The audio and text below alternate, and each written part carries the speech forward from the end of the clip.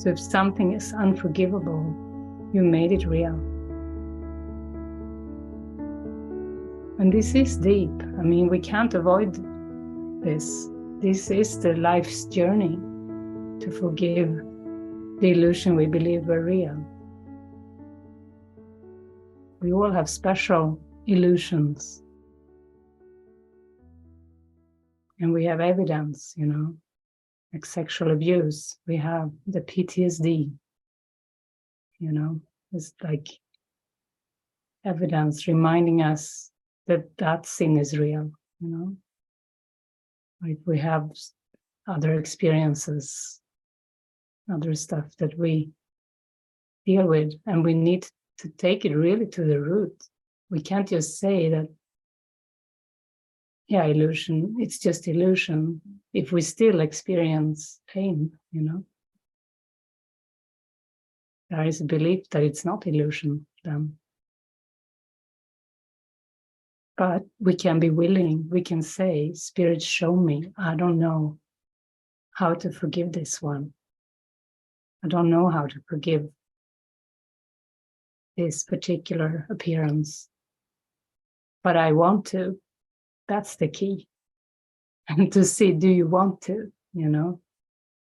And this is why saying anger is not justified. So we don't want to, we're angry. And we use attack and defense. But if we want to forgive, we're actually no longer angry. We're open to be shown the truth.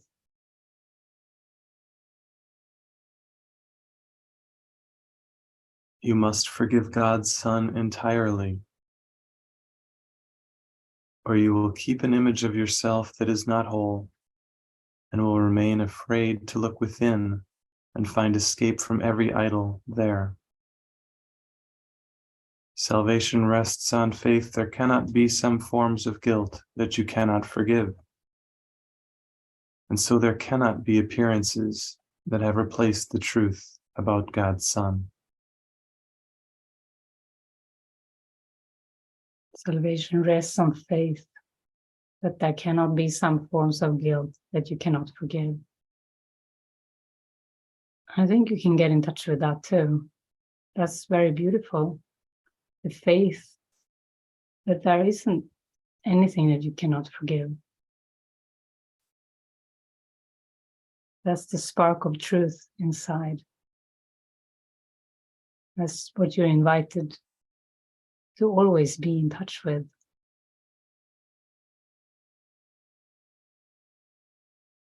God's Son is perfect, or he cannot be God's Son.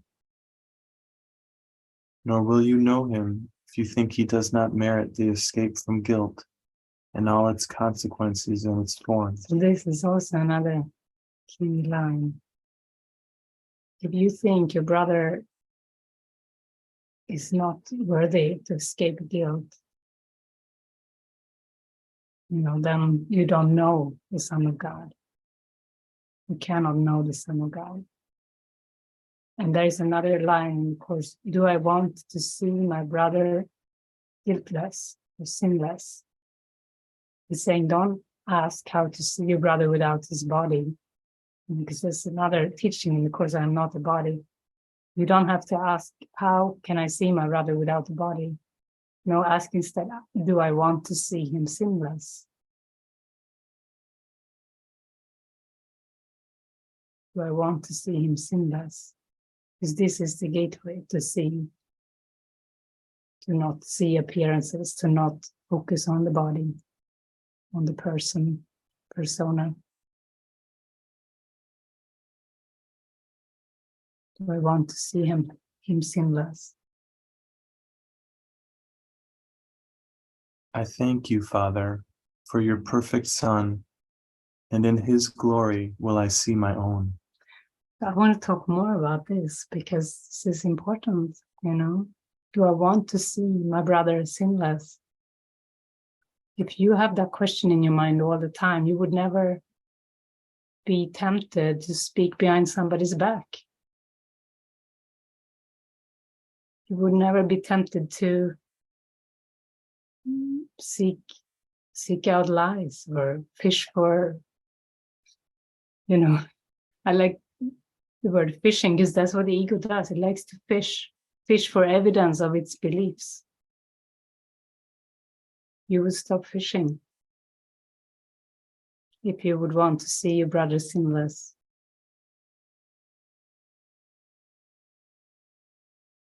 There would be no desire to find evidence for error. There would be the desire to overlook error, overlook whatever you perceive, and wanting to see that it's just a projection of your consciousness. The deceived mind projects all its fears outside. And then on top of that, it blames, and this is the answer. This is the way out of that.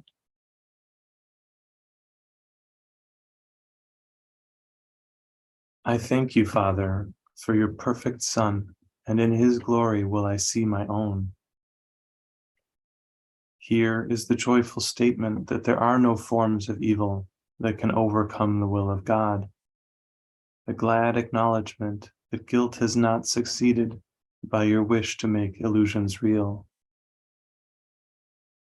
And what is this except a simple statement of the truth? There has been a mistake, a misperception about who our brother is. That's why Jesus talks about charity too. Actually, we can look that up too. Charity is a way of looking at another as if he had already gone far beyond his actual accomplishments in time. And this is a stepping stone to see the other as yourself, towards seeing the other as yourself. Because if you see another and treat them with true charity, you still see another. And that's okay, we can't jump ahead. Since his own thinking is faulty, he cannot see the atonement for himself, or he would have no need for charity. The charity that is accorded him is both an acknowledgement that he needs help and a recognition that he will accept it. And so this is miracle-minded seeing.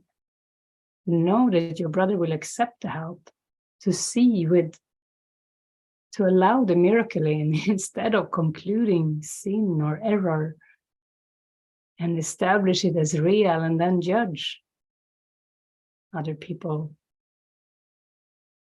No, this is real trust. Trust that your brother will accept healing or accept the truth.